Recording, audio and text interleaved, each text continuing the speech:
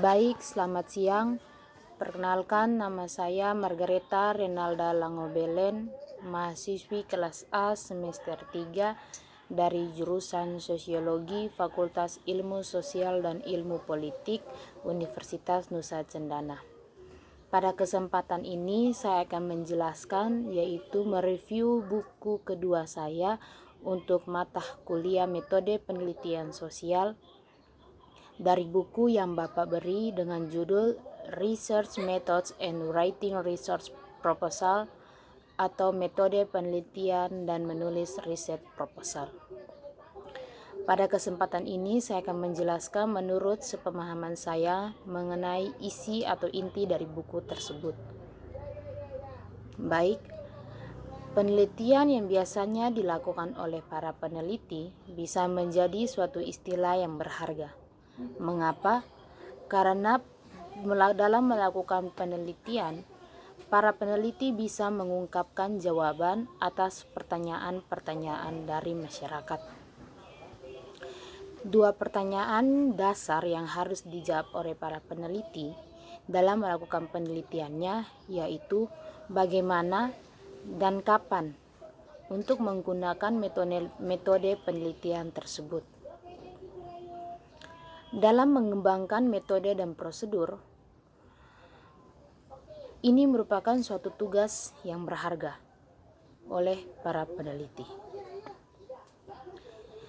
Selain itu, metode penelitian sendiri yang digunakan oleh para peneliti mempunyai karakteristik atau prinsip yang membedakan metode ilmiah dan metode pengetahuan, yaitu penelitian ilmiah bersifat publik. Yang dimaksudkan di sini yaitu peneliti harus bisa mengkomunikasikan penelitian ilmiahnya dari satu peneliti ke peneliti yang lain. Yang berikutnya, sains itu objektif. Objektivitas mengharuskan penelitian ilmiah harus berurusan dengan fakta daripada dengan interpretasi fakta.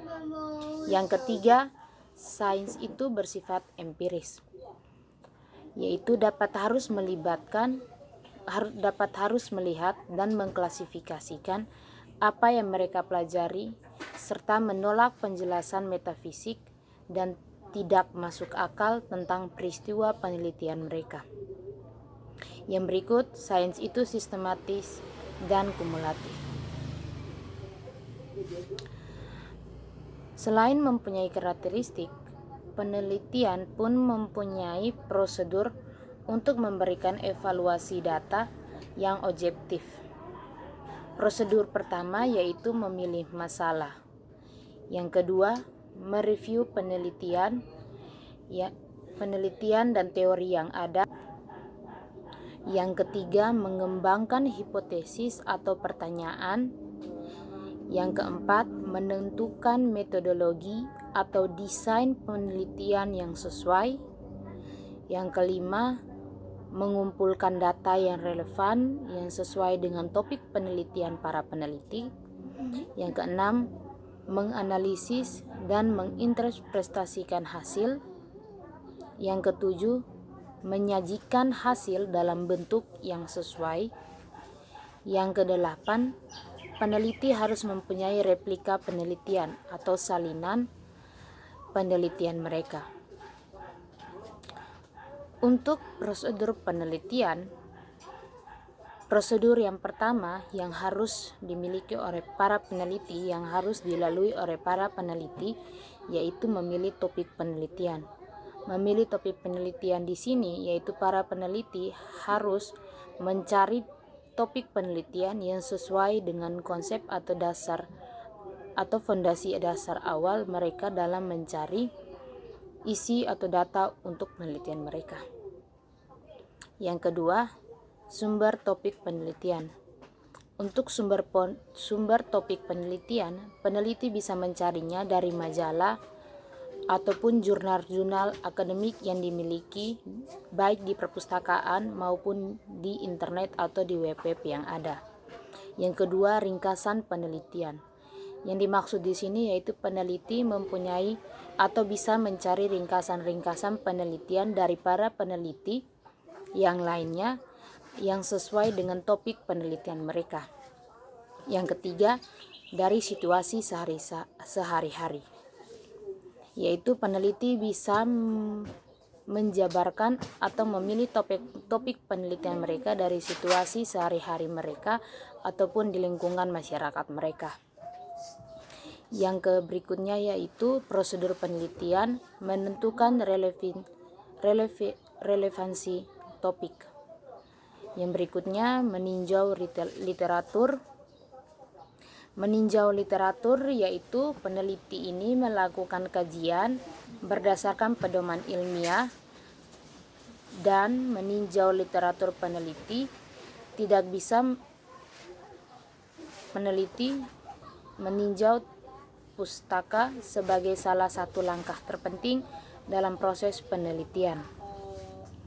Yang kelima yaitu menyatakan hipotesis atau pertanyaan peneliti. Yang di sini dimaksudkan yaitu peneliti harus menyatakan masalah sebagai sebuah hipotesis yang bisa diterapkan atau dipertanyakan peneliti. Pertanyaan yang dinyatakan secara formal dimaksudkan untuk memberikan indikasi tentang sesuatu. Pertanyaan peneliti juga bisa digunakan di situasi di mana peneliti tidak yakin tentang masalah yang ia selidiki. Prosedur keenam yaitu penelitian dan desain eksperimental. Ini merujuk pada proses yang terlihat di dalam mengembangkan atau merencanakan proyek penelitian itu.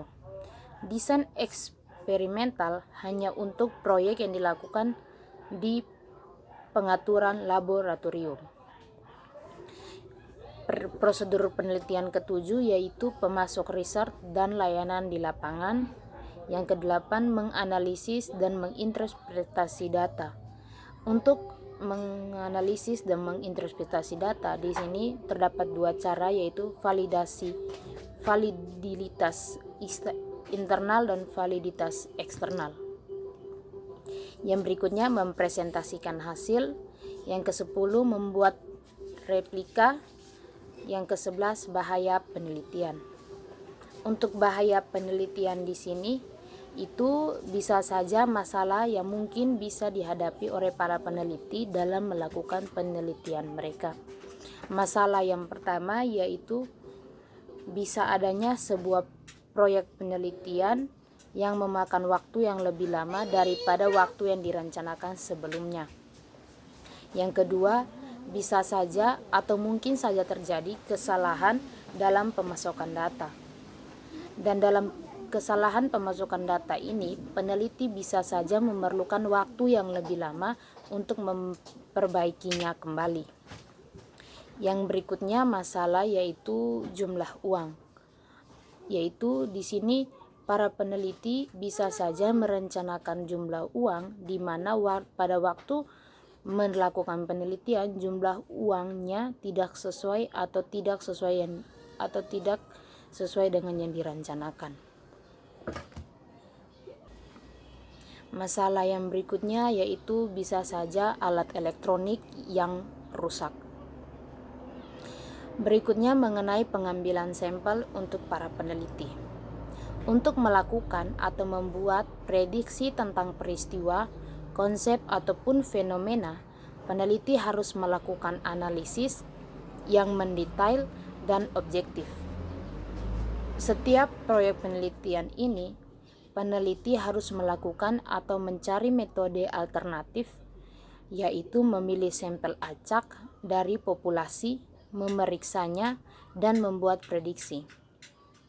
Metode pengambilan sampel pun memerlukan biaya dan waktu yang cukup banyak, di mana prosedur pengambilan sampel pun tidak bisa dianggap enteng dalam proses investigasi ilmiah.